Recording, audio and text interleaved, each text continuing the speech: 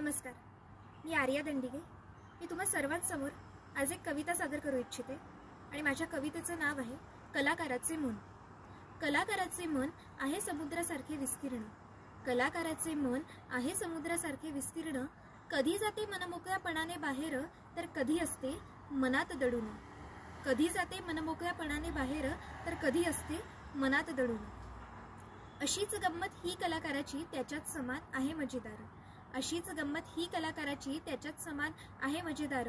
तसे कोणी उघडू का न उघडो, पण कलेसाठी सर्वजण उघडते आपल्या मनाचे दार। तसे कोणी उघडू का न उघडो, पण कलेसाठी सर्वजण उघडते आपल्या मनाचे दार।